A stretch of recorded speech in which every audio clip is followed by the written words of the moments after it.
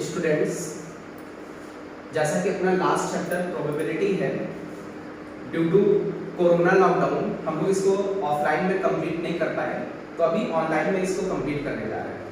Okay, तो चलिए इसका डिस्कशन करते हैं। और ये सबसे इंटरेस्टिंग टॉपिक है। यदि पूरी मैथमेटिक्स में देखें, मुझे जो सबसे इंटरेस्टिंग टॉपिक लगता है वो प्रोबेबिलिटी, क्योंकि इसमें बच्चा बस केवल माइंड लगाना है, इसके अलावा और कुछ नहीं, और चीजों को फील करना है। तो चलिए हम लोग इसकी फीलिंग देखते हैं। प्रोबेबिलिटी मींस इसमें क्या करते हैं, कहते हैं किसी इवेंट के अकर होने के चांस को ढूंढते हैं, किसी इवेंट के अकर होने की संभावना को ढूंढते हैं।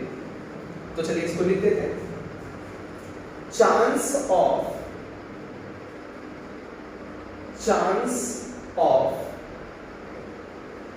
occurrence of event in any experiment।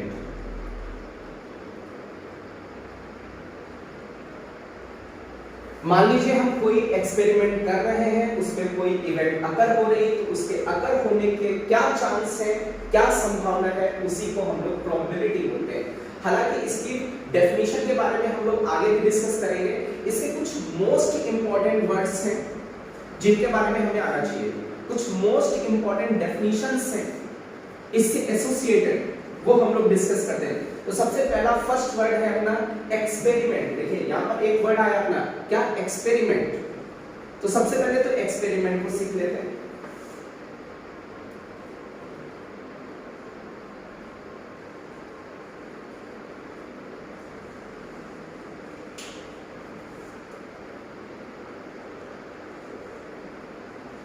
अब बच्चा एक्सपेरिमेंट क्या होता है, कहते हैं डे टू डे लाइफ में जो हम लोग वर्क करते हैं वो वर्क ही एक्सपेरिमेंट होते हैं। कोई भी वर्क करो वो एक तरीके का एक्सपेरिमेंट है। तो जो भी हम लोग वर्क कर रहे हैं, कोई भी वर्क, वो आपका एक्सपेरिमेंट कहलाएगा। अच्छा, आप एक्सपेरिमेंट करोगे तो उसका कुछ आउटकम भी आएगा, ठीक है। तो हर एक वर्क के कुछ आउटकम्स होंगे, ठीक है। अब वो जो आउटकम्स होते हैं उन्हीं से एसोसिएटेड इवेंट होती है और उसी के अकर होने के चांस हम लोग ढूंढते हैं। अब बहुत ध्यान से देखिए हम लोग किस तरीके के एक्सपेरिमेंट की प्रोबेबिलिटी निकालते हैं। देखिए दो तरीके के एक्सपेरिमेंट होते हैं, एक होता है डिटरमिनिस्टिक और एक होता है रैंडम। तो बारी बारी से इनका डिस्कशन करते हैं, ठीक है। फर्स्ट होता है अपना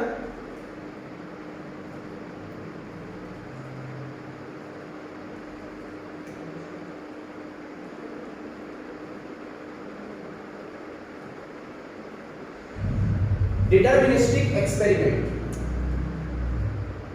अब देखिए ये एक्सपेरिमेंट जनरली कहते हैं कि इसका आउटकम यूनिक होता है, जिसके आउटकम्स यूनिक हो। यूनिक मींस हम लोग बोल सकते हैं single outcome. Single outcome means आप एक्सपेरिमेंट कर रहे हैं और उसमें केवल सिंगल आउटकम है, इसके अलावा कोई आउटकम आए ही ना। जैसे फॉर एग्जांपल हम लोग फिजिक्स में जो एक्सपेरिमेंट करते हैं वो डिटरमिनिस्टिक एक्सपेरिमेंट होते हैं, केमिस्ट्री में करते हैं वो भी डिटरमिनिस्टिक होते हैं।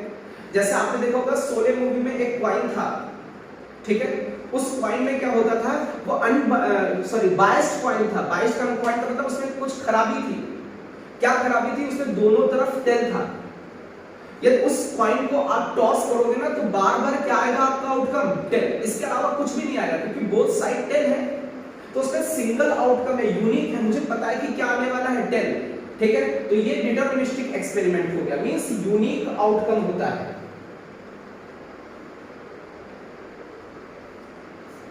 जैसे फिजिक्स के केस में बात करें, जैसे एक हमने ग्लास स्लैब ले लिया, ये हमने ग्लास स्लैब लिया। अब ग्लास स्लैब एक्सपेरिमेंट तो आपने देखा ही होगा, किया भी होगा, 9th में भी है, 10th में भी है, 12th में भी करते हैं, ठीक है। ओके, तो ग्लास स्लैब एक्सपेरिमेंट करते हैं हम लोग। जैसे मान लीजिए कोई इंसिडेंट रे आई, ये इंसिडेंट रे है, ये नॉर्मल हो गया, ये नॉर्मल है। इंसिडेंट रे को इस पाथ पर जाना चाहिए था, बट ये आपका नॉर्मल की तरफ डाइवर्ट हो गया ऐसे, ये इस तरीके से। अब ये नॉर्मल हो गया, अब इस रे को इस पाथ पर जाना चाहिए था, बट ये नॉर्मल से थोड़ा सा डेविएट हो गई। अब ये जो रे आई है इसको बोलते हैं इमर्जेंट रे, इमर्जेंट रे। अब अपना जो रिजल्ट है वो हम लोग देखें। देखिए इंसिडेंट रे को देखें हम लोग, इसको इंक्रीज करें, इसको बढ़ाएं तो ये ऐसे जाएगी, और इमर्जेंट रे को देखें तो इसको पीछे ऐसे बढ़ाएं तो ये ऐसे जाएगी। Both rays are parallel to each other. तो ग्लास स्लैब एक्सपेरिमेंट में हमें आउटपुट पता है, आउटकम पता है। क्या पता है कि इंसिडेंट रे और इमर्जेंट रे आपस में पैरेलल होती है, यही रिजल्ट आने वाला है। जैसे बात करें केमिस्ट्री के एक्सपेरिमेंट की, तो केमिस्ट्री के एक्सपेरिमेंट में मान लीजिए हमने एसिड और बेस को मिक्स किया, तो कहते हैं इसमें जो आपका आउटकम आएगा वो फिक्स है, वो यूनिक है, पता है क्या आएगा, साल्ट प्लस वाटर। अब वी नो दैट कि इसका आउटकम तो फिक्स ही है, साल्ट तो बनना ही बनना है। तो ये मींस ये एक तरीके का कौन सा एक्सपेरिमेंट हो गया, डिटरमिनिस्टिक। और कहते हैं जो डिटरमिनिस्टिक एक्सपेरिमेंट है उनकी प्रोबेबिलिटी हम लोग नहीं फाइंड करते, क्योंकि इसमें कोई अनसर्टेनिटी है ही नहीं। इसमें हम किसके अकर होने के चांस ढूंढे, वो तो सिंगल है, वो तो अकर करेगा ही करेगा। ठीक है, हम लोग जनरली जो प्रोबेबिलिटी निकालते हैं वो रैंडम एक्सपेरिमेंट की निकालते हैं। अब वो रैंडम एक्सपेरिमेंट क्या होता है,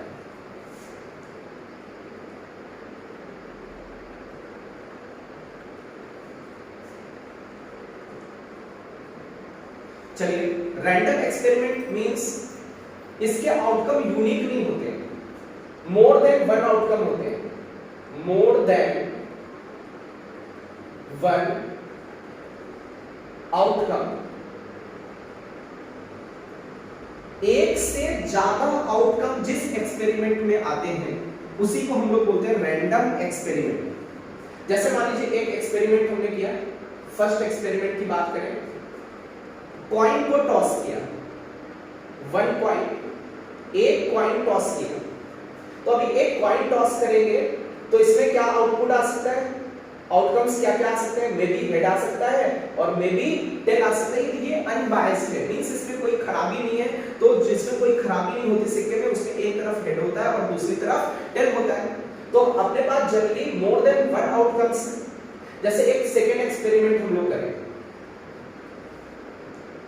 सिंगल डाई को थ्रो कर दें, तो डाई को थ्रो करोगे तो मोर देन वन आउटकम्स आएंगे। कौन कौन से आएंगे, 1 भी आ सकता है, 2 भी आ सकता है, 3, 4, 5, 6, ये कुछ आउटकम्स आ सकते हैं। अब देखिए इसमें क्या है, इसमें अनसर्टेनिटी है। क्या अनसर्टेनिटी है, जैसे एक कॉइन टॉस किया, मे बी पर्टिकुलर टॉस पे हेड आ सकता है, मे बी टेल, तो बट फिक्स नहीं है, सर्टेन नहीं है। तो इसमें जो आपका आउटकम है वो जनरली अनसर्टेन है।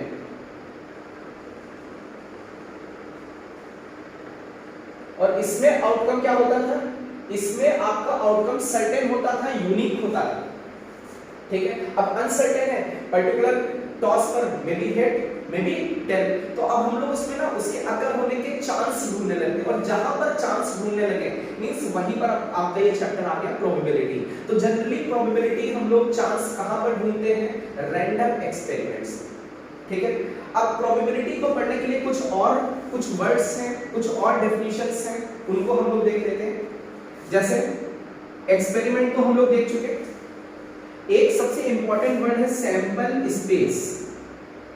सैंपल स्पेस जिसको जनरली हम लोग एस से डिनोट करते हैं या फिर कुछ इस तरीके से डिनोट करते हैं। अब ये सैंपल स्पेस होता क्या है, कहते हैं ये एक सेट होता है। सैंपल स्पेस क्या होता है, सेट होता है, लेकिन किसका सेट होता है वो चीज देखते हैं। Set of all possible outcomes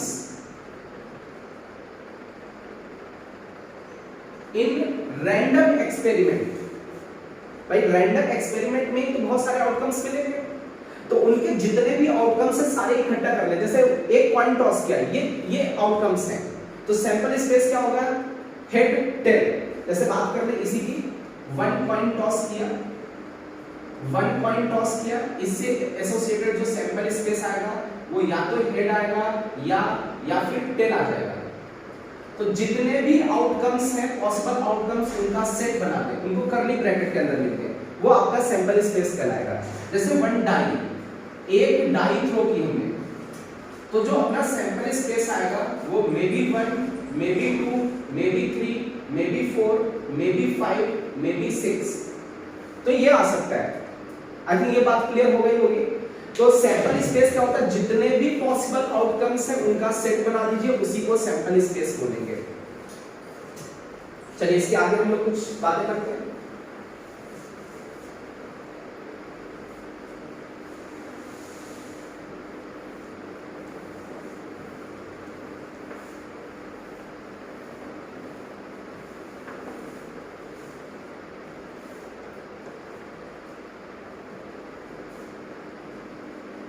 चलिए एक वर्ड आता है सैंपल पॉइंट।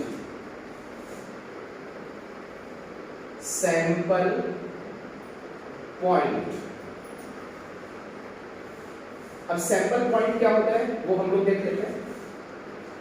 जैसे मान लीजिए आपने 2 कॉइंस टॉस किए, 2 कॉइंस टॉस किए, ये आपने एक एक्सपेरिमेंट किया। क्या एक्सपेरिमेंट किया, 2 coins are tossed, are tossed, 2 coins को टॉस कर दिया। अब जनरली हम लोग पहले इसका सैंपल स्पेस लिख देते हैं। तो सैंपल स्पेस का मतलब है ये एक सेट है, जितने भी पॉसिबल आउटकम्स हो सकते हैं उनका सेट बना लेते हैं। मे बी फर्स्ट पॉइंट पर हेड आया, सेकंड पर भी हेड आ गया, फर्स्ट पर हेड आया, सेकंड पे टेल आ गया, फर्स्ट पे टेल आया, सेकंड पे हेड आ गया, बोथ कॉइंस पे आपका टेल आ गया। तो ये जितने भी पॉसिबल आउटकम्स थे उनको हमने लिख दिया, तो ये तो सैंपल स्पेस हो गया। लेकिन इसमें ये जो, जैसे ये एक पॉइंट है, एक ये एलिमेंट है, एक ये एलिमेंट है, एक ये एलिमेंट है, इस सैंपल स्पेस में ओवरऑल कितने नंबर ऑफ एलिमेंट्स हैं, 4। इन्हीं एलिमेंट्स को हम लोग, इन एलिमेंट्स को हम लोग बोलते हैं sample point, sample points. These are known as sample points, means sample space के अंदर जो एलिमेंट्स होते हैं उन्हीं को सैंपल पॉइंट बोला जाता है। चलिए इसी से एसोसिएटेड एक और डेफिनेशन हम लोग देखते हैं, इवेंट।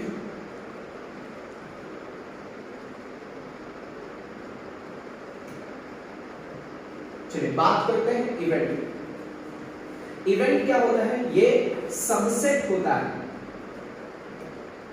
अब सबसेट तो किसी सेट का होता है, तो ये इवेंट सबसेट होता है, किसका होता है, subset of sample space, sample space, sample space का ये सबसेट होता है। जनरली हम लोग ऐसे बोल सकते हैं, जो इवेंट होती है दैट इज सबसेट और इक्वल टू सैंपल स्पेस। जैसे बात करते हैं, एक हम लोग सैंपल स्पेस उठा लेते हैं 1 पॉइंट का, तो 1 पॉइंट को टॉस करोगे तो अपने पास सैंपल स्पेस क्या आएगा, हेड आएगा या फिर टेल। तो इस सेट के कितने पॉसिबल आप सबसेट्स बना सकते हो, तो हम लोग देख लेते हैं सबसेट क्या क्या बन सकते हैं। एक तो फर्स्ट तो आपका नल सेट बनेगा, सेकेंड केवल आपका एच बनेगा, थर्ड आपका केवल टी बनेगा, टेल बनेगा, और फोर्थ इटसेल्फ इतने पॉसिबल सबसेट्स हो सकते हैं। कहते हैं 2 की पावर n, 2 की पावर n इतने पॉसिबल सबसेट होते हैं। जैसे यहाँ पर 2 एलिमेंट्स हैं, तो 2 की पावर नंबर ऑफ एलिमेंट्स 2 है, मींस 4 नंबर ऑफ सबसेट्स बनेंगे, इतने टोटल सबसेट्स बनेंगे किसी सेट में। पर्टिकुलर इस सेट की बात करें जिसमें 2 एलिमेंट्स हैं, 3 होते हैं 2 की पावर 3 हो जाता है, 4 होते तो 2 की पावर 4 हो जाता है। क्लियर है? तो ये जितने भी ये सबसेट्स लिखे हुए हैं, ये फर्स्ट सबसेट है, ये सेकंड है, ये थर्ड है, ये फोर्थ, इन्हीं सबसेट्स को हम लोग इवेंट बोलते हैं और इन्हीं की प्रोबेबिलिटीज निकालते हैं। जनरली प्रोबेबिलिटी किसकी निकालते हैं हम लोग, इवेंट की ही प्रोबेबिलिटी निकालते हैं, इसकी प्रोबेबिलिटी निकालते हैं। क्लियर है?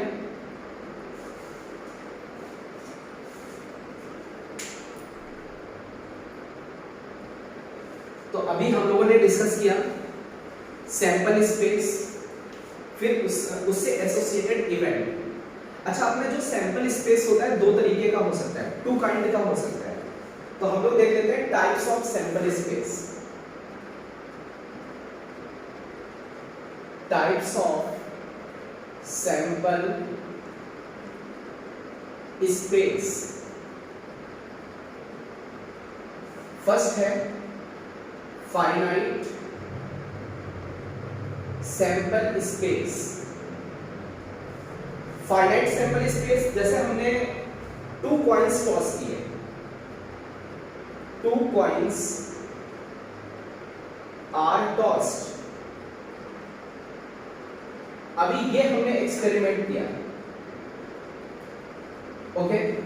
तो अभी इसमें क्या क्या आउटकम आ सकते हैं? Head head, head tail, tail head, tail tail, okay.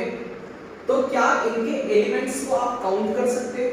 बिल्कुल, 1 2 3 4।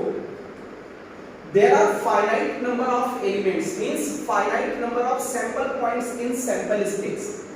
इस सैंपल स्पेस में आपके पास finite number of sample points हैं जिनको आप काउंट कर सकते हैं, लेकिन कुछ ऐसे भी सैंपल स्पेस होते हैं जिनमें आप काउंटिंग नहीं कर सकते। जैसे फॉर एग्जांपल उस तरीके के सैंपल स्पेस को बोलते हैं इनफाइनाइट सैंपल स्पेस। अब ये कब बनेगा? तो इसका एक एग्जांपल ले लेते हैं।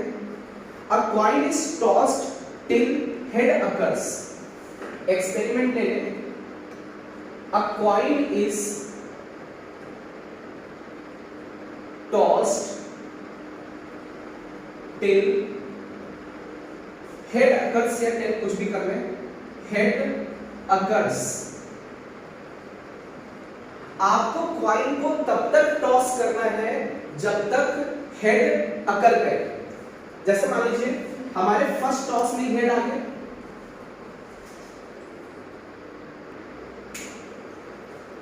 तो हमें कॉइन को टॉस करना है जब तक हेड अकर करे, ओके।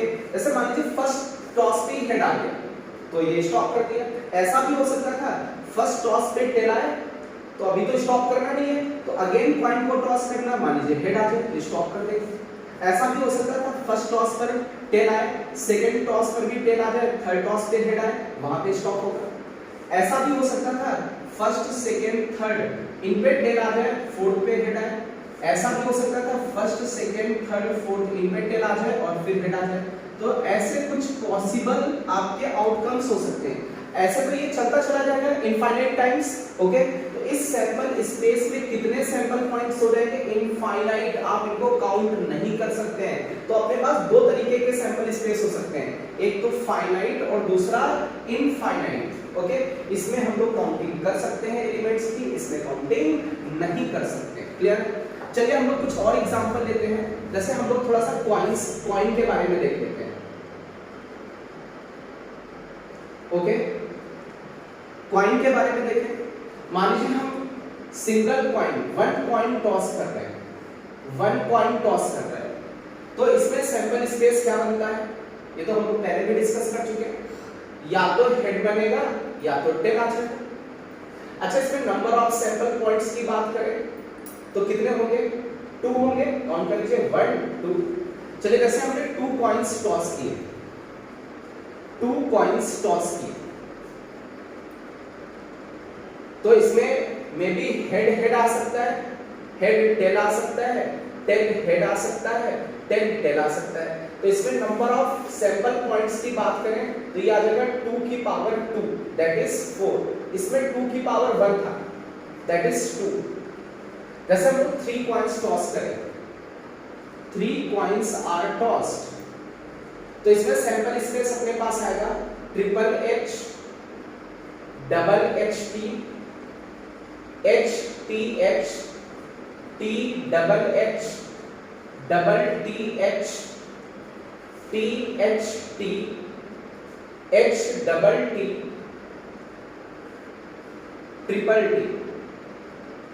इसमें हम लोग सैंपल पॉइंट्स को काउंट करें तो नंबर ऑफ एलिमेंट्स इसमें कितने हैं, नंबर ऑफ सैंपल पॉइंट्स कितने हैं, 2 की पावर 3, कितने आ गए 8। ऐसे मान लीजिए हम लोग n कॉइंस को टॉस कर दें, n coins are tossed, n coins are tossed, तो आपके पास जो नंबर ऑफ एलिमेंट आएंगे सैंपल स्पेस में दैट इज 2 की पावर n।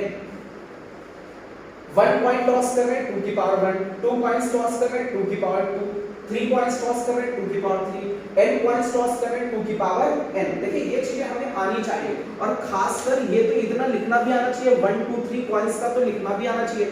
4 कॉइन होते हैं तो 2 की पावर 4 का मतलब आपके कितने एलिमेंट्स हो जाते हैं, 16 एलिमेंट हो जाते हैं। तो उसको लिखना थोड़ा सा डिफिकल्ट है बट उसको भी लिख सकते हैं, बट एटलीस्ट 3 कॉइंस का सैंपल स्पेस लिखना आपको आना चाहिए, ये दिमाग में सेट होना चाहिए। ओके चलिए इसके कॉइन के बाद हम लोग डिस्कशन कर लेते हैं डाइस का।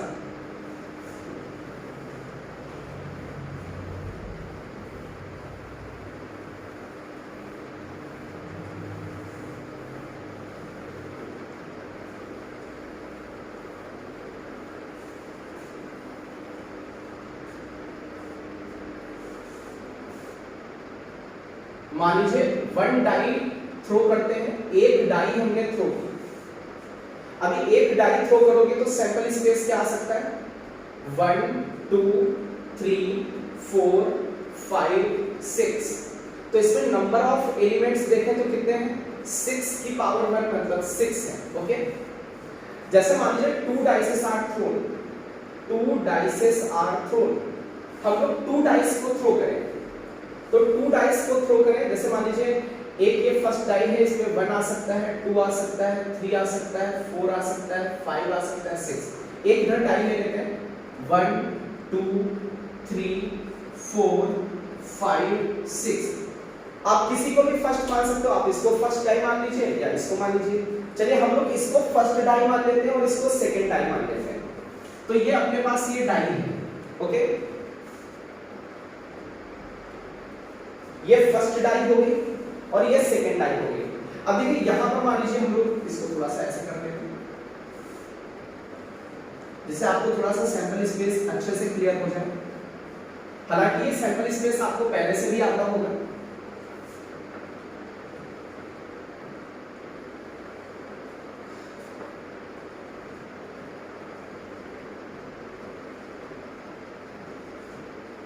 चलिए फर्स्ट सैंपल पॉइंट लिखते हैं हम लोग।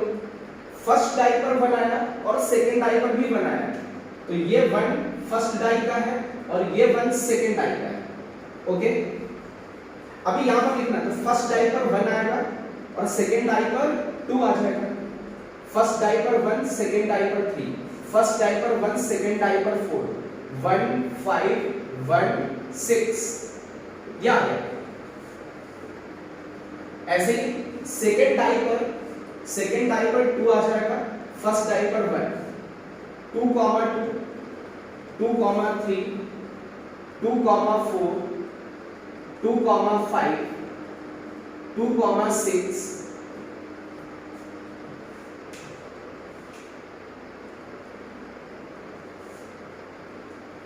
3 1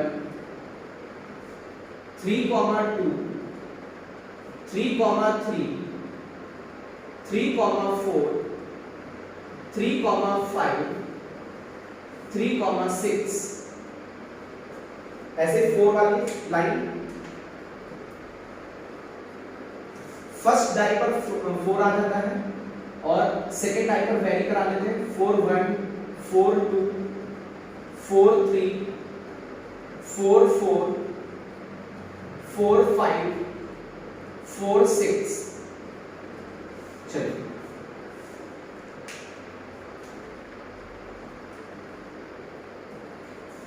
फर्स्ट डाई पर 5 आ गया, 5 1 5 2 5 3 5 4 5 5 5 6।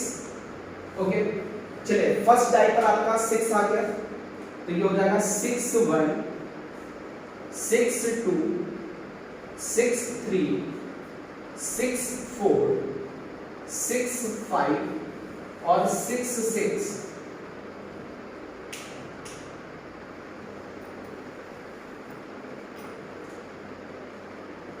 आपके पास टोटल सैंपल पॉइंट्स कितने हो गए? 36। जनरली ये एलिमेंट्स आपके सैंपल पॉइंट्स हैं, ये सैंपल स्पेस के एलिमेंट्स हैं। अच्छा, यहां तक इतना तो आपको आना चाहिए, दिमाग में सेट होना चाहिए। इसमें देखें तो नंबर ऑफ सैंपल पॉइंट्स कितने हैं? नंबर ऑफ सैंपल पॉइंट्स हैं 6 की पावर 2 मींस 36। ओके, अभी बहुत ध्यान से तो ऐसा क्यों लिखा, इसमें एक पैटर्न दिख रहा है जो कि आपको आना चाहिए। जैसे हम ये एक ऐसे लाइन खींचे तो इन दोनों का सम कितना है? 12। जैसे ऐसे एक लाइन खींचे तो इन दोनों का सम 11 है। इस तरीके से लाइन खींचे तो इनका सम कितना है? 10। देखिए इसका भी सम 10 है, दोनों एलिमेंट्स का, इन बोथ एलिमेंट्स का सम 10 है, इनका भी सम 10 है। जैसे ऐसे एक लाइन खींच ले तो इनका सम 9 होगा, ठीक है। ऐसे इस तरीके से लाइन खींच दे तो इनका सम 8 होगा। कोई भी एलिमेंट ले लीजिए इस लाइन पर, 2 + 6 8, 3 + 5 8, 4 + 4 8, 5 + 3 8। अभी इनका सम करके देखें, ये इनका सम करके देखें, इनका सम कितना है आपका 7। एक मिनट, ये इधर सारी लाइन थोड़ा सा डाइवर्ट हो गई, ये ऐसे।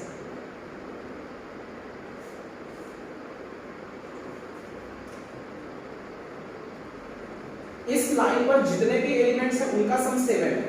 चलिए ये इनका सम देखें हम लोग, इस लाइन पर 2 है, इस लाइन पर 3 है, इस लाइन पर 4 है, इस लाइन पर 5 है और इस लाइन पर 6 है। तो इस लाइन पर कितना था? 1। इस लाइन पर सम कितना था? 2। इस लाइन पर सम कितना था? 3। इस लाइन पर सम कितना था? 4। इस लाइन पर सम कितना था? 5। इस लाइन पर सम कितना था? 6। इस पे 7 8 9 10। कुछ लफड़ा हो गया, एक मिनट। 1 2 3 सॉरी 1 2 से सम स्टार्ट होगा। मिनिमम सम कितना होगा? 2। इस पे सम 2 होगा, इस पे 3 होगा, इस पे 4 होगा, इस पे आपका 5 होगा, इस पे सम 6 होगा, इस लाइन पर सम 7 होगा, इस लाइन पर सम 8 होगा, इस लाइन पर सम 9 होगा, इस लाइन पर सम 10 होगा, इस लाइन पर सम 11 होगा और लास्ट वाली लाइन पर सम कितना होगा? 12। तो यहां से हम आपको ये बताना चाहते हैं कि 2 डाइसेस आर थ्रोन, तो मिनिमम सम कितना होगा एलिमेंट्स का? उन डाइस पर जो नंबर आ रहे हैं उनका सम मिनिमम 2 होगा और मैक्सिमम कितना होगा? 12। और पैटर्न भी देख लीजिए, इस डायगोनल पर जनरली कितने मिल रहे हैं? 6। सबसे ज्यादा सम 7, इस डायगोनल पर 7 मिल रहा है। सबसे ज्यादा एलिमेंट्स 7 सम के होंगे, मतलब जो दोनों डाइस पर नंबर्स आ रहे हैं, जैसे 1 6 आ रहे हैं, इनका सम 2 5 आ रहा है, इनका सम 3 4 आ रहा है, इनका सम, तो ऐसे ज्यादा एलिमेंट्स 7 सम देंगे। फिर 8 सम और 6 सम वाले इक्वल एलिमेंट्स होंगे, 12 सम वाले और 2 सम वाले इक्वल एलिमेंट्स होंगे। क्लियर है? इतनी बात समझ में आ गई।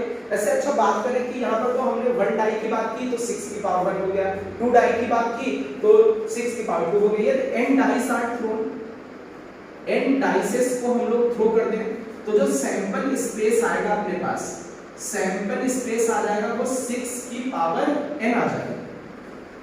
तो ऐसे याद रखना, बट हमें इतना तो ये कंफर्म दिखना चाहिए, ये फीलिंग आनी चाहिए इसकी, ये अपनी आत्मा के अंदर होना चाहिए, एलिमेंट्स तो दिखने चाहिए। क्लियर है? तभी चीजें हम लोग जल्दी से फास्ट कर पाएंगे। अच्छा, इनसे रिलेटेड हम लोग कुछ क्वेश्चंस करेंगे, बहुत फास्ट कैलकुलेशन करेंगे। क्यों? ये जो डायगोनल वाली लाइंस बनाई ये आगे के लिए अपने बहुत हेल्पफुल होंगी। क्लियर है? इस तरीके से सैंपल स्पेस को दिखाया है, ये पढ़ाने का तरीका है, एक आर्ट है कि हम ऐसे भी लिख सकते थे 1 1 1 2 1 3 ऐसे 1 6 तक 2 1 2 2 6 तक ऐसे लिख दिया, बट ये सम वाला पैटर्न नहीं दिखाते, तो उसमें थोड़ा सा डिफरेंस आता है। बट यहाँ से आगे की चीजें बहुत जल्दी विजुअलाइज होगी, हम लोग फास्ट कैलकुलेशन कर पाएंगे। ओके,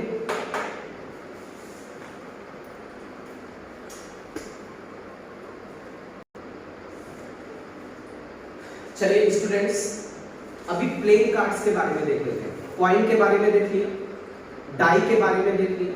अच्छा, 2 वर्ड्स इसमें और आते हैं, एक आता है अनबायस्ड और एक आता है बायस्ड। अनबायस्ड का मतलब जिसमें कोई खराबी ना हो, अच्छा हो, फेयर कॉइन हो, जैसे कॉइन की बात करें मतलब जितने हेड आने की प्रोबेबिलिटी है उतनी ही टेल आने की प्रोबेबिलिटी है। ओके, जैसे फेयर डाई है, ओके, तो जितनी 1 आने की प्रोबेबिलिटी है उतनी ही 2 की, उतनी ही 3 की, उतनी ही 6 आने की भी प्रोबेबिलिटी है। तो इसको बोलते हैं अनबायस्ड डाई या unbiased coin.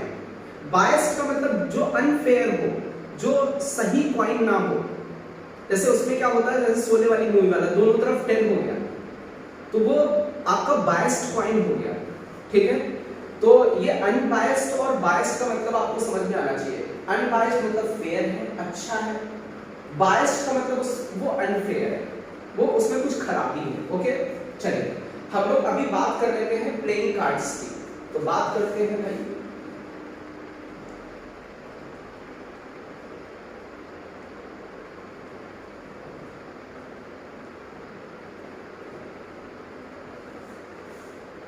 Day to day life में प्लेइंग कार्ड्स का बहुत ज्यादा यूज करते हो, गैम्बलिंग में यूज होता है और इंटरटेनमेंट के लिए भी यूज करते हैं। ओके, तो सबसे पहले बात करते हैं कि इसमें टोटल कितने कार्ड्स होते हैं। टोटल कार्ड्स, तो टोटल कार्ड्स होते हैं 52। टोटल कार्ड्स कितने होते हैं? 52। अच्छा, इसमें इन 52 कार्ड्स को 2 पार्ट्स में डिवाइड किया गया है। बेटा आप इधर देखो, नहीं तो मैं क्लास के बाहर कर दूंगा। क्लियर है? आपको क्लास पढ़नी बिल्कुल शांति से, बढ़िया से पढ़ो। मैं प्लेइंग कार्ड्स के बारे में बता रहा हूं, आप क्या कर रहे हैं? चलिए इधर देखिए, टोटल कार्ड्स कितने हैं? 52। अभी इसमें इसको 2 पार्ट्स में डिवाइड कर दिया जाए। फर्स्ट आपका रेड कलर और सेकेंड आपका ब्लैक कलर। टोटल कार्ड्स में आपके पास 2 कलर होते हैं, रेड या ब्लैक। रेड कलर के आपके पास 26 कार्ड्स होंगे और ब्लैक कलर के भी आपके पास 26 कार्ड्स होंगे। तो ये जो आपका डिवीजन है ये कलर पर बेसिस है। अच्छा, अभी कुछ सूट्स भी होते हैं कार्ड्स में। जनरली 4 काइंड के सूट होते हैं। कौन कौन से सूट होते हैं? रेड में 2 सूट होते हैं। एक आपका डायमंड होता है, एक हार्ट होता है। ब्लैक वाले कलर में 2 सूट्स होते हैं, एक क्लब होता है और एक आपका स्पेड होता है। ओके, अब देखिए अपने पास 26 रेड कार्ड्स थे, तो डायमंड कितने होंगे? 13 और हर्ट कितने होंगे? 13।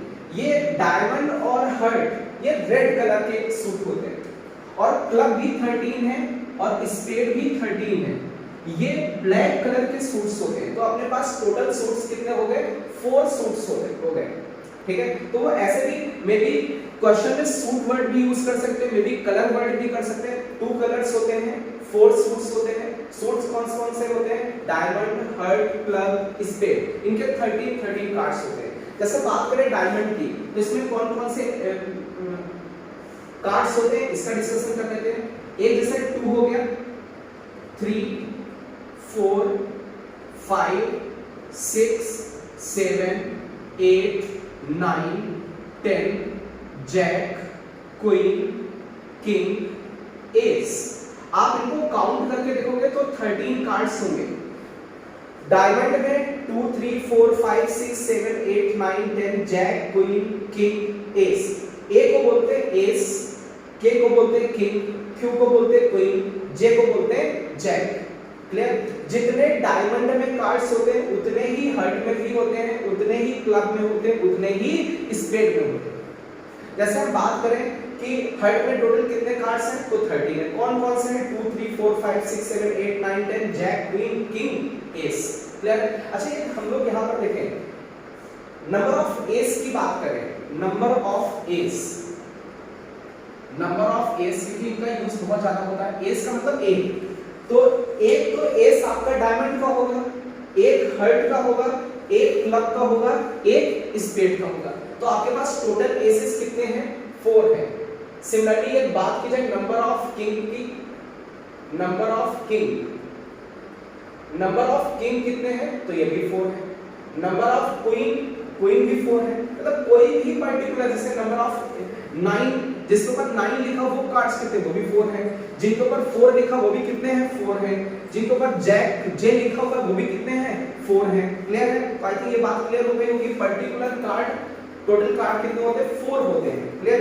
चलिए, इसमें हम लोग एक बहुत ज्यादा वर्ड यूज होता है, नंबर ऑफ फेस कार्ड्स।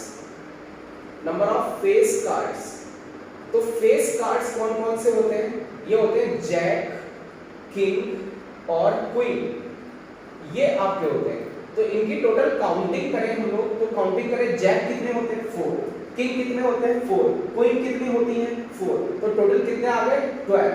तो नंबर ऑफ फेस कार्ड्स, कौन से कार्ड्स हैं ये, फेस कार्ड, जिनके ऊपर फेस बना होता है उन कार्ड्स की बात की जा रही है। कुछ जगह पर कुछ लोग एस भी बोल देते हैं, बट एस फेस कार्ड में नहीं आता है। फेस कार्ड में केवल जैक, किंग और क्वीन आता है। 12 फेस कार्ड्स होते हैं। अच्छा, इसमें हम लोग कुछ नंबर्ड कार्ड की बात करते हैं। Number of numbered card, numbered cards, ऐसे कितने कार्ड्स हैं जिनके ऊपर नंबर लिखे होते हैं, वो कौन कौन से होते हैं, 2, 3, 4, 5, 6, 7, 8, 9, 10। इनकी काउंटिंग करें, ये कितने, ये कौन कौन से नंबर कार्ड, कितने नंबर कार्ड है, ये 9। तो डायमंड में 9 है, सिमिलरली हर्ट में भी 9 होंगे, क्लब में भी 9 होंगे, स्पेड में भी 9 होंगे, तो कितने टोटल हो गए, 36। तो जिनके ऊपर नंबर लिखे होते हैं वो 36 कार्ड्स होते हैं। फेस कार्ड कितने होते हैं, 12 होते हैं। क्लियर है? इतनी बात तो समझ में आ गई, ठीक है। अच्छा, एस दोनों में नहीं आया, ना तो फेस कार्ड में आया और ना ही नंबर्ड कार्ड में आया। अच्छा, एक होता है ऑनर कार्ड।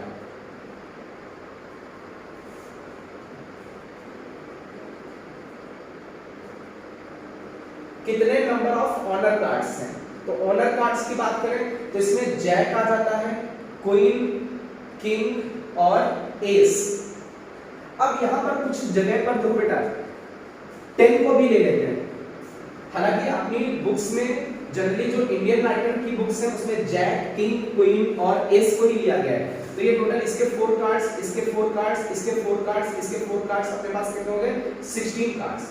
वैसे तो ऑनर कार्ड कभी भी लिख के आएगा तो बता देंगे कि कौन कौन से कार्ड्स ऑनर कार्ड्स हैं। कुछ बुक्स में ऐसे भी लिखा हुआ है, ऑनर कार्ड्स में जैक, क्वीन, किंग, एस, और इसमें एक नंबर्ड कार्ड है जिसके ऊपर 10 लिखा है, इनको भी मान लिया जाता है। इनको ओनर कार्ड माने तो अपने पास कितने हो जाते हैं, 20। ऐसे कुछ भी नहीं लिखा है तो हमें 16 लेने हैं। यदि वो लिख के दे देते हैं कि यार ये वाले जैक, किंग, क्वीन, एस है, तो दिख ही रहा 16 है, और उसमें ये इस तरीके से लिख के दे देते हैं जैक, किंग, क्वीन, एस है, क्वीन, किंग, एस है, तो 20 हो जाएंगे। तो आई थिंक ओनर कार्ड कभी भी आएगा, उससे उसका बेस्ड प्रोबेबिलिटी के क्वेश्चंस आएंगे तो वो लिख के देंगे कि कौन से ओनर कार्ड्स हैं। क्लियर? अच्छा, कुछ नंबर ऑफ नेव कार्ड्स भी होते हैं। नेव कार्ड्स, तो ये नेव कार्ड्स कौन कौन से होते हैं, ये भी लिख के ही आएगा। कुछ जगह पर नेव कार्ड्स में जैक को ही केवल लिया गया है। जनरली नेव का मतलब होता है गुलाम, तो उसमें जैक को ही लिया गया कुछ बुक्स में, बट जब बहुत सारी जो स्टैंडर्ड बुक्स हैं उसमें जैक, क्वीन और 10 जिनके ऊपर लिखा उनको नेव कार्ड बोलते हैं।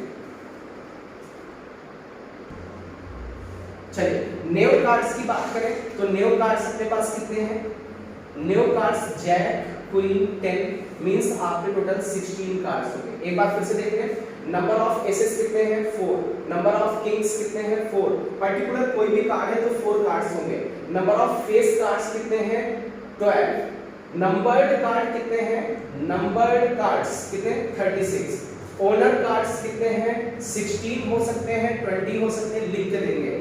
न्यू कार्ड्स कितने होते हैं, 16 है या केवल जैक को माना है वो लिख करके दे देंगे। क्लियर? अच्छा, इसमें 2 टाइप्स के गेम्स भी होते हैं, एक होता है गेम ऑफ ब्रिज और एक होता है गेम ऑफ विस्ट। ठीक है, तो ब्रिज के हालांकि ऐसा कभी प्रोबेबिलिटी में आया नहीं, फिर भी हम लोग डिस्कस कर लेते हैं। गेम ऑफ ब्रिज में क्या होता है, इसमें 4 पर्संस खेलते हैं, हर पर्टिकुलर पर्सन को 13 कार्ड्स मिल जाते हैं।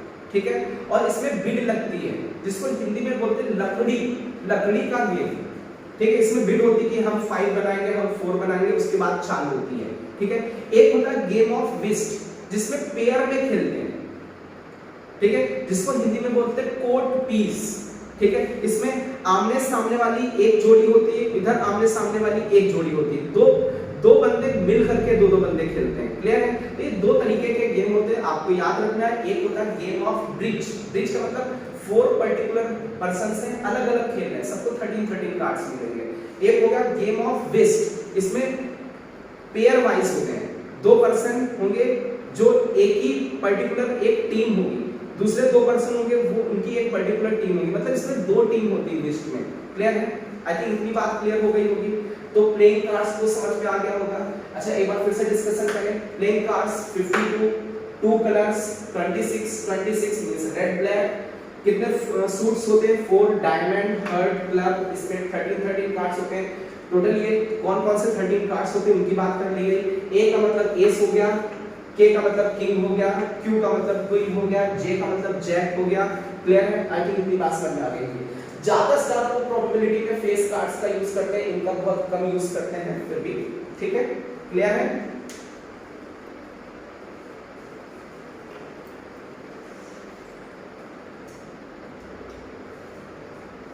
चलिए हम लोग बात करते हैं अभी थोड़ा सा आपको डेफिनेशन पर आ जाते हैं, क्योंकि हम लोगों को क्वेश्चंस भी करने हैं। तो अभी प्रोबेबिलिटी की बात करते हैं और उसके प्रोबेबिलिटी स्केल की बात कर लेते हैं, ठीक है। उसके बाद कुछ इवेंट के टाइप्स हैं उनकी बात करते हैं और फिर हम लोग क्वेश्चंस की प्रैक्टिस करेंगे।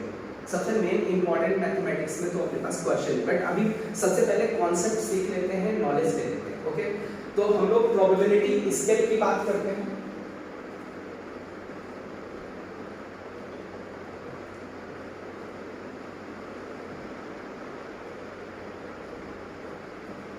अब देखिए प्रोबेबिलिटी स्केल क्या होती है। कहते हैं किसी भी इवेंट की जो प्रोबेबिलिटी होती है वो जनरली 0 से 1 के बीच में लाई करती है। किसी भी इवेंट की प्रोबेबिलिटी 0 हो सकती है या फिर 1 हो सकती है, इससे ज्यादा नहीं हो सकती है और 0 से कम नहीं हो सकती है। अच्छा ये प्रोबेबिलिटी 0 है तो इसको बोलते हैं कि इम्पॉसिबल इवेंट है। वो कैसी इवेंट है? इम्पॉसिबल इवेंट है। और जनरली हम लोग बोल सकते हैं उसको एक तरीके से, मतलब जिसकी प्रोबेबिलिटी 0 है, इम्पॉसिबल इवेंट। मैं लिख दे रहा हूं, इसको बोलेंगे impossible event. Impossible event, clear है। Impossible event. सेकेंड, इसको हम लोग बोलते हैं श्योर इवेंट। जिसकी प्रोबेबिलिटी 1 है उसको हम लोग क्या बोलेंगे? Sure event. अच्छा बहुत ध्यान से देखो बेटा, कुछ ऐसी भी इवेंट हो सकती है जिनकी हाफ प्रोबेबिलिटी, ठीक है। तो जिसकी हाफ प्रोबेबिलिटी होती है उसको बोलते हैं इवन इवेंट। इसको बोलेंगे इवन इवेंट। अच्छा कुछ ऐसे भी हो सकते हैं जिनकी प्रोबेबिलिटी 1/4 होगी, तो इनको बोलते हैं पुअर चांस। ऐसी इवेंट जिनके अगर होने के चांस बहुत कम है, या पुअर इवेंट्स भी बोलते हैं, इनको हम लोग बोलते हैं पुअर इवेंट्स।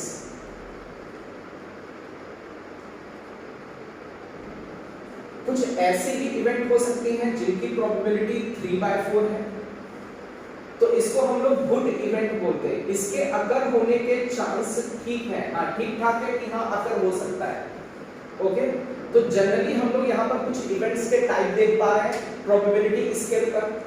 0 प्रोबेबिलिटी है तो इम्पॉसिबल इवेंट बोलेंगे, 1 प्रोबेबिलिटी है तो श्योर इवेंट बोलेंगे, हाफ प्रोबेबिलिटी है तो इवेंट बोलेंगे, और 3/4 है तो ऐसी इवेंट जिसके अगर होने के चांस ठीक ठाक है तो उसको गुड इवेंट बोलेंगे। और ये पुअर इवेंट मतलब जिसकी प्रोबेबिलिटी 1/4 है।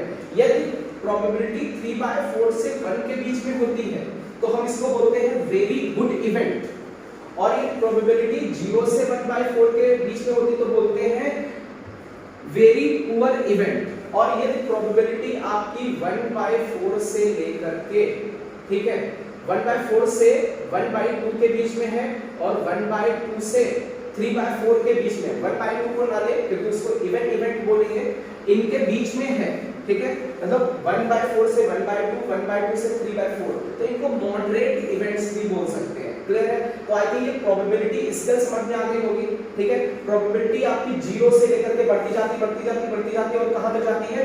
1 तक जाती है। अच्छा 0 पे क्या बोलेंगे? इम्पॉसिबल। 1/4 पे क्या बोलेंगे? Poor event. 1/2 पे क्या बोलेंगे? Even event. 3/4 पे क्या बोलेंगे? Good event. 1 पे क्या बोलेंगे? Sure event. आई थिंक बात समझ में आ गई होगी, ठीक है? अच्छा अब इसमें ये प्रोबेबिलिटी 1 तक ही क्यों होती है? इनका सम 1 क्यों होता है? 0 से 1 के बीच में क्यों लाई करती है? इसका थोड़ा सा हम लोग देख लेते हैं रीजन। हाँ, इसका एक थोड़ा सा डेफिनेशन और देख लेते हैं। जैसे मान लीजिए हम लोग प्रोबेबिलिटी निकालने इवेंट ई की, तो हम लोग बोलेंगे मैथमेटिकली हम लोग देखें तो क्या फॉर्मूला अप्लाई करते हैं? नंबर ऑफ एलिमेंट्स जो कि इवेंट ई को फेवर करें upon total number of element in sample space. ये आपको एज अ फॉर्मूला याद रखना है। प्रोबेबिलिटी किसकी निकालने? ई इवेंट की, that is equal to number of elements in event, event को फेवर करने वाले एलिमेंट जिसकी प्रोबेबिलिटी निकाल लें upon total number of element in sample space. चलिए अभी ये तो आता है कि कोई भी जैसे ये इवेंट है तो जनरली जो इवेंट है इसमें जो नंबर ऑफ एलिमेंट्स होंगे ये लेस देन और equal to number of element in sample space. ऐसा क्यों? क्योंकि जो इवेंट है जनरली सबसेट होता है सैंपल स्पेस का, और नंबर ऑफ एलिमेंट इवेंट में जनरली हम लोग बोलेंगे नंबर ऑफ एलिमेंट जनरली 0 होंगे या उससे ज्यादा ही होंगे।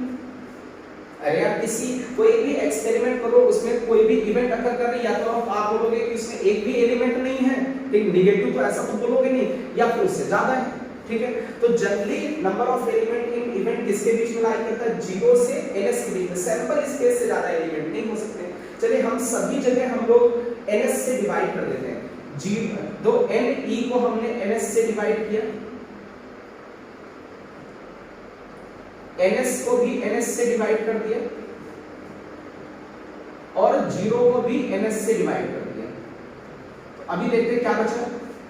ne अपॉन ns का मतलब हो गया probability of e, e event की प्रोबेबिलिटी। बेटा देखो इसमें ये दिख रहा है कि नहीं?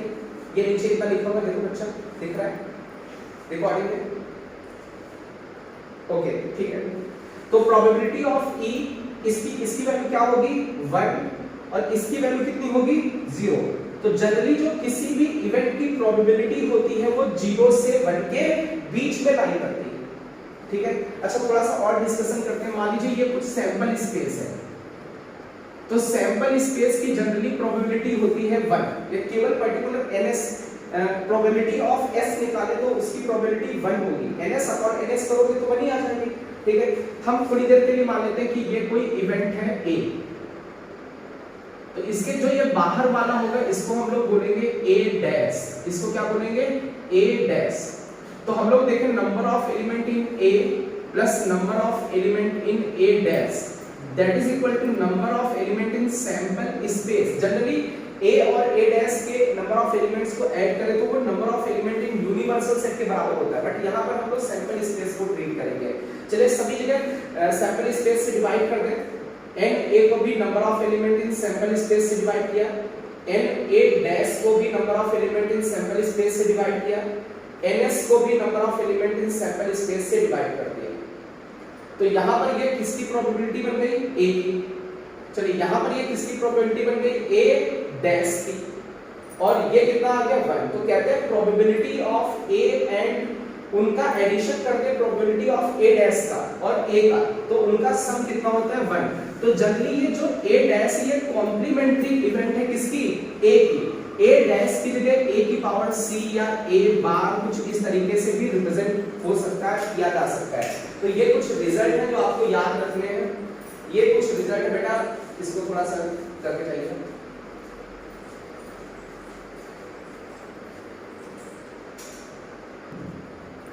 चलिए अभी हम लोगों ने कुछ इवेंट्स देखी थी प्रोबेबिलिटी स्केल पर। कौन कौन सी इवेंट देखी थी?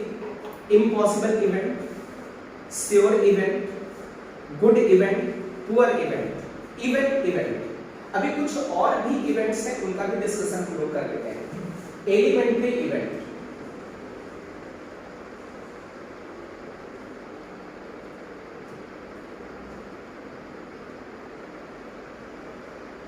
एलिमेंट्री इवेंट का मतलब होता है एक ऐसी इवेंट जिसमें सिंगल सैंपल पॉइंट हो, means single sample point, single sample point. Single sample point का मतलब एक ऐसी इवेंट जिसमें केवल सिंगल एलिमेंट हो। जैसे फॉर एग्जांपल हमने एक एक्सपेरिमेंट किया, वन डाई इज थ्रो, एक डाई थ्रो कर दी, ये एक्सपेरिमेंट किया। अच्छा, एक डाई थ्रो करोगे तो सैंपल स्पेस क्या आएगा? 1 2 3 4 5 6, ये सैंपल स्पेस आएगा। ठीक है, अभी हम बोले इससे एसोसिएटेड, भाई जो इवेंट होती वो तो जनरली इसका सैंपल स्पेस का सबसेट होगा, तो इससे एसोसिएटेड एक इवेंट लिखनी है। क्या लिखनी? Event prime number occurs.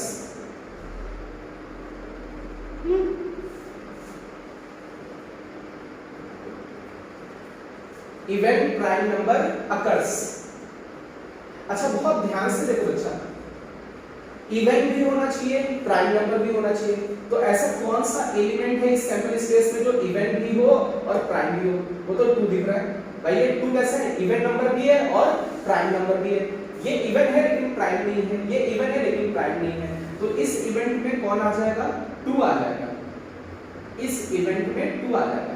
तो इसको देखिए कितने सैंपल पॉइंट है? केवल सिंगल सैंपल पॉइंट है, सिंगल सैंपल पॉइंट है। दैट इज व्हाई इसको हम लोग एलिमेंट्री इवेंट बोलेंगे। एलिमेंट्री इवेंट का मतलब ऐसी इवेंट जिसमें केवल सिंगल सैंपल पॉइंट हो, सिंगल एलिमेंट हो। चलिए अभी इसके बाद सेकेंड इवेंट की बात करते हैं, compound event. Compound event, compound event को हम लोग मिक्स इवेंट भी बोल सकते हैं।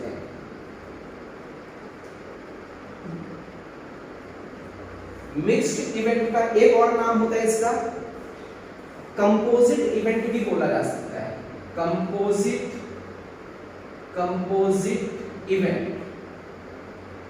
ओके, तो कंपाउंड इवेंट, मिक्स्ड इवेंट या कंपोजिट इवेंट, इसमें क्या होता है? मोर देन 1 सैंपल पॉइंट्स होते हैं। इसमें बात करें तो इसमें क्या होता है? इसमें मोर देन 1 सैंपल पॉइंट, एक से ज्यादा सैंपल पॉइंट्स होते हैं। जैसे यही एक्सपेरिमेंट ले लेते हैं, अ डाई इज थ्रोन, एक डाई थ्रो कर दी और उससे एसोसिएटेड एक इवेंट लिख दें, event numbers occurs, event numbers occurs, event number occur कर जाए, इवेंट नंबर अकर्स। तो इवेंट नंबर कौन कौन से हो सकते हैं भाई? 2 हो सकता है, 4 हो सकता है, 6 हो सकता है, इस एक्सपेरिमेंट से रिलेटेड। तो देखिए इसमें कितने more than 1 sample point, first तो यही हो गया, ये सेकेंड हो गया, ये थर्ड हो गया। More than 1 sample point means ये कंपाउंड इवेंट कहलाएगी या मिक्स इवेंट कहलाएगी या कंपोजिट इवेंट कहलाएगी। क्लियर है? इतनी बात समझ में आ गई? चलिए अभी हम लोग इसके बाद देखते हैं third event, equally likely event. Equally likely event. Equally likely event, equally likely event जैसे मान लीजिए हमने एक कॉइन टॉस किया, 1 कॉइन टॉस, ये हमने एक एक्सपेरिमेंट कर दिया, ये एक्सपेरिमेंट किया कि एक कॉइन टॉस किया गया। तो यार इससे एसोसिएटेड आपका सैंपल स्पेस क्या आ जाएगा? सैंपल स्पेस आएगा हेड या टेल। जैसे इस सैंपल स्पेस से एसोसिएटेड हम कुछ इवेंट लेते हैं, मान लीजिए एक इवेंट E1 ले ली, इसमें केवल हेड है, और एक E2 इवेंट ले ली, इसमें केवल टेल है। तो जनरली हम लोग देखें तो E1 की जो प्रोबेबिलिटी है, E1 की जो प्रोबेबिलिटी, E1 में कितने एलिमेंट्स हैं? 1। अच्छा, अपॉन में सैंपल स्पेस में कितने हैं? 2। तो ये E1 की प्रोबेबिलिटी आ गई 1/2। अच्छा, प्रोबेबिलिटी ऑफ E2 निकाले तो E2 इवेंट में टोटल नंबर ऑफ एलिमेंट्स कितने हैं? 1 सिंगल एलिमेंट है, अपॉन टोटल सैंपल स्पेस में कितने हैं? 2। तो E2 की प्रोबेबिलिटी आ गई। अब देखिए दोनों की प्रोबेबिलिटीज इक्वल है, ठीक है, इवेंट्स की प्रोबेबिलिटीज इक्वल है, means probability of E1 equal to probability of E2, it means E1 E2 are equally likely events. These are known as equally likely events. ऐसी इवेंट्स जो किसी सैंपल स्पेस से associated हो और उनकी probabilities equal हो, उनको हम लोग बोलते हैं इक्वली लाइकली इवेंट्स। अच्छा, एक चीज और बहुत ध्यान से देखना है, जैसे जनरली कोई भी जैसे अनबायस्ड डाई हमने थ्रो कर दी तो उसमें 1 आ सकता है, 2 3 4 5 6 कोई भी आ सकता है। तो जितने भी ये सैंपल पॉइंट्स हैं, 1 है या 2 है 3, सबकी प्रोबेबिलिटीज इक्वली लाइकली होती हैं, इक्वी प्रोबेबल होते हैं ये। मतलब 1 आने के चांस जितने हैं उतने ही 2 के आने के, उतने ही 3 के, उतने ही 4 5 6। इक्वी प्रोबेबल भी बोलते हैं, इक्वली लाइकली इवेंट्स या इक्वी प्रोबेबल इवेंट्स बोलते हैं। जैसे एक कॉइन टॉस किया तो जितनी प्रोबेबिलिटी हेड आने की है उतनी ही टेल आने की है, तो ये भी इक्वी प्रोबेबल है, इक्वली लाइकली इवेंट्स है। तो जहां पर भी फेयर चीजें होती, फेयर एक्सपेरिमेंट होता है, तो वहां पर सारी चीजें हम लोग एज अ इक्वली लाइकली लेते हैं। ठीक है, चलिए इक्वली लाइकली के बाद हम लोग लेते हैं इंडिपेंडेंट इवेंट। हालांकि इंडिपेंडेंट इवेंट तो एक भी एक्सरसाइज टाइप की है, ये अपना 1 से 2 घंटे का लेक्चर पूरा रहेगा इंडिपेंडेंट इवेंट पर। थोड़ा सा बस ऐसे ही डिस्कस कर दे रहे हैं हम यहाँ हेडिंग डाल करके, क्योंकि टाइप है तो टाइप तो हमें सारे आ जाने चाहिए।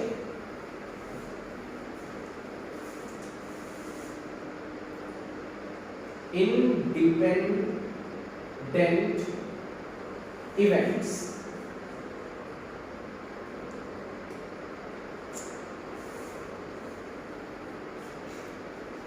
देखिए ये इवेंट्स कौन कौन सी होती है। जैसे मान लीजिए 2 इवेंट ले ली हमने, एक इवेंट हमने ए ले ली और एक इवेंट बी ले ली। अब ए के अकर होने पर बी का कोई इफेक्ट ना पड़े और बी के अकर होने पर ए का कोई इफेक्ट ना पड़े, इसका मतलब ए और बी आपस में कैसे हो गए, इंडिपेंडेंट हो गए। क्लियर है? तो ऐसी इवेंट्स को हम लोग बोलेंगे इंडिपेंडेंट इवेंट। आगे चल के हम लोग 1 से 2 घंटे का पूरा लेक्चर इन्हीं तरीके की इवेंट्स पर होगा। ठीक है, बट अभी हम लोग और कुछ इवेंट्स हैं, 2 इवेंट्स हैं, उनको भी डिस्कस कर लेते हैं, म्यूचुअली एक्सक्लूसिव और म्यूचुअली एग्जॉस्टिव। ठीक है, तो म्यूचुअली एक्सक्लूसिव और म्यूचुअली एग्जॉस्टिव इवेंट्स के बारे में डिस्कस कर लेते हैं। ये सबसे इंपॉर्टेंट है, बेसिक है, बस केवल 2 इवेंट्स ही हैं, उसके बाद आपकी क्लास लीव कर देंगे।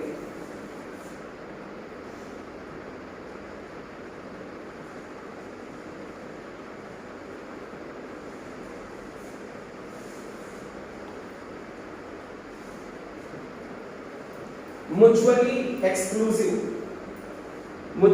एक्सक्लूसिव इवेंट्स क्या होती हैं, इनके बारे में डिस्कस करते हैं।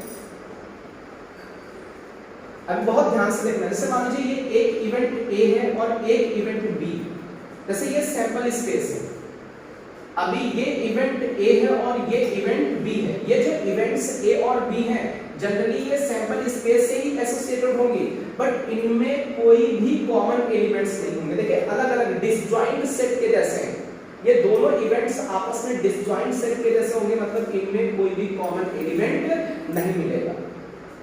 अब भाई कोई कॉमन एलिमेंट नहीं है, मतलब इंटरसेक्शन 5 हो गया, तो नंबर ऑफ एलिमेंट्स की बात करें ए इंटरसेक्शन बी में, तो ए इंटरसेक्शन बी मतलब ये तो नल सेट के बराबर है, तो कितने नंबर ऑफ एलिमेंट्स होंगे, 0। यदि हम लोग इसकी प्रोबेबिलिटी निकालें तो इसको सैंपल स्पेस से डिवाइड कर दें, number of element in A intersection B upon sample space, number of element in sample space, 0 को डिवाइड करोगे तो 0 ही आएगा। ये किस में कन्वर्ट हो गया, probability of A intersection B. तो कहते हैं यदि कभी भी ऐसा बोला जाए कि इवेंट्स आपकी म्यूचुअली एक्सक्लूसिव है, तो उसमें probability of A intersection B क्या हो जाएगा, 0 हो जाएगा। अब बहुत ध्यान से देखिए, इट इज नॉट नेसेसरी कि वहां पर 2 इवेंट्स ही हो, वहां पर 2 भी हो सकती, 3 भी हो सकती, 4 भी हो सकती। जैसे मान लीजिए हमने एक इवेंट ले ली E1, एक इवेंट ले ली E2, एक इवेंट ले ली E3 डैश डैश, एक इवेंट ले ली En, तो इनके इंटरसेक्शन की जो प्रोबेबिलिटी होगी इनके इंटरसेक्शन की जो प्रोबेबिलिटी होगी overall that is equal to 0 यदि ये आपस में म्यूचुअली एक्सक्लूसिव इवेंट्स हैं तो। क्लियर है? तो चाहे जितनी आपकी इवेंट्स हैं यदि एक साथ हुए तो इनके एक साथ इंटरसेक्शन की प्रोबेबिलिटी कितनी होगी? 0 होगी। तो चलिए एक और बची हुई है that is mutually exhaustive event.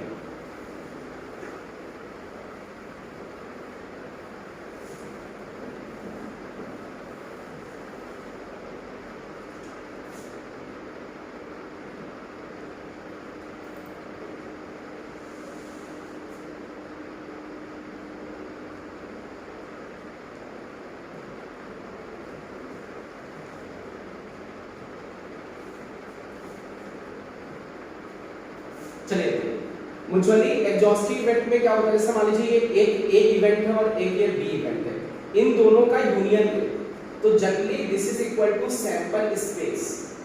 Clear है? तो कुछ इस तरीके से वेन डायग्राम बना लेते हैं। ये मान लीजिए ये सैंपल स्पेस को रिप्रेजेंट कर रहा है और ये आपका ए सेट हो गया, ये इतना पूरा ये ए सेट हो गया और ये आपका ये इतना पूरा ये बी सेट हो गया। ओके, यदि ए और बी दोनों का हम लोग यूनियन ले लें तो सैंपल स्पेस के बराबर आ जाएगा। तो अभी इसमें नंबर ऑफ एलिमेंट्स की बात करें तो number of element in A union B that is equal to number of element in sample space. अभी इन दोनों को ns से डिवाइड कर देते हैं। बोथ साइड हम लोग number of element in sample space से डिवाइड कर देते हैं। तो ये तो बन जाएगा probability of A union B और इधर बन जाएगा आपका 1।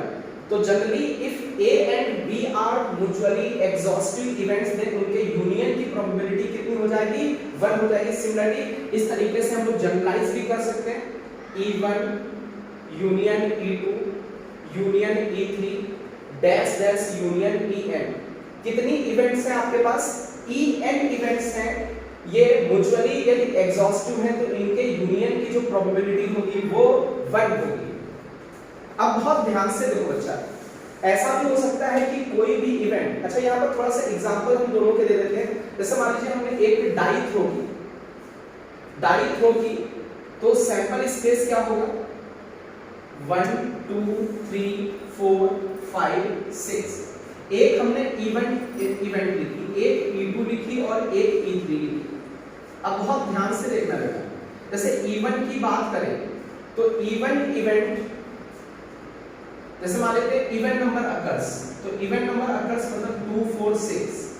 E2 का मतलब ऑड नंबर्स अकर्स 1 3 5। E3 का मतलब नंबर्स मोर देन 2 अकर्स, 2 से ज्यादा बड़े, 2 से बड़े वाले नंबर्स। कौन कौन से? 3 4 5 6। ओके, ये हो गया। एक और ले लेते हैं E4 ये इवेंट ले लेते हैं। नंबर लेस देन 2 अकर्स, तो कौन होगा? 1। चलिए अभी बात करें इसमें कौन कौन सी म्यूचुअली एक्सक्लूसिव इवेंट्स हैं। तो हम लोग बोले कि E1 E2 ये पेयर आपका म्यूचुअली एक्सक्लूसिव है। क्यों? क्योंकि इन दोनों में कुछ कॉमन नहीं मिलता है। अच्छा E1 E3 में कॉमन मिल रहा है 4। E1 और E4 भी म्यूचुअली एक्सक्लूसिव है। E1 और E4 भी म्यूचुअली एक्सक्लूसिव है। ये पेयर आपस में म्यूचुअली एक्सक्लूसिव है और ये पेयर भी आपस में म्यूचुअली एक्सक्लूसिव है। अच्छा बात करें म्यूचुअली एग्जॉस्टिव की, इसमें से कौन कौन से पेयर म्यूचुअली एग्जॉस्टिव है? तो म्यूचुअली एग्जॉस्टिव के केस में यूनियन सैंपल स्पेस के बराबर आना चाहिए। तो हम लोग देखें E1 और E2 इवेंट्स का यदि यूनियन करके देखें E1 और E2 का तो ये सैंपल स्पेस के बराबर आ जाएगा, तो ये आपस में होंगे। अच्छा यूनियन करके देखें E2 और E3 का, तो ये E2 और E3 भी सैंपल स्पेस के नहीं बराबर नहीं दे रहे क्योंकि इसमें 2 मिसिंग है, तो ये आपस में नहीं होंगे। क्लियर है? तो E1 E2 आपके म्यूचुअली एग्जॉस्टिव इवेंट्स हैं। ठीक है, और कोई हो सकते हैं जिसमें सैंपल स्पेस के बराबर आ जाए? ओके, और नहीं होंगे। ठीक है, इतनी बात समझ आई? तो ये आपके ये पेयर वाइज हम लोग देखें तो ऐसी केस होगी। अच्छा बहुत ध्यान से देखो, कुछ ऐसी भी इवेंट्स हो सकती हैं जो म्यूचुअली एक्सक्लूसिव भी हो सकती है और म्यूचुअली एग्जॉस्टिव भी हो सकती है। Mutually exclusive and exhaustive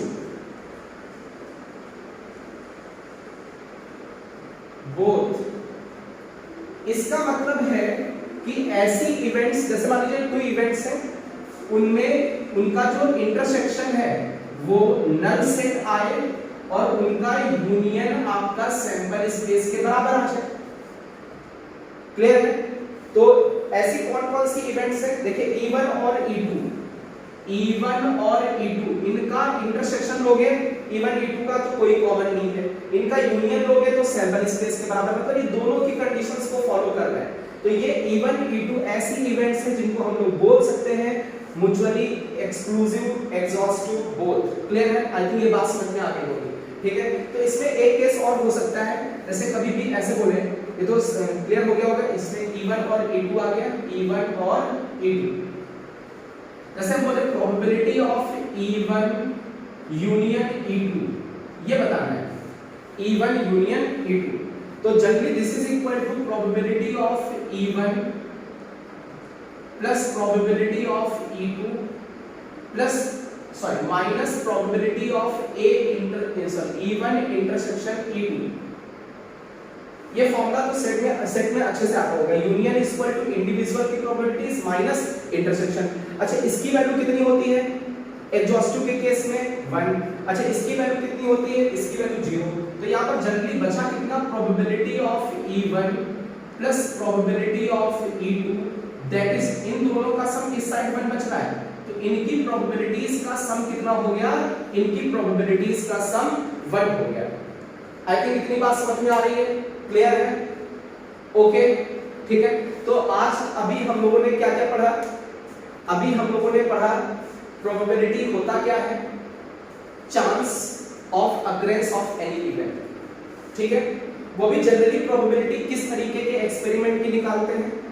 random experiment की निकालते हैं, क्योंकि रैंडम एक्सपेरिमेंट में ही चांस ढूंढ सकते हैं।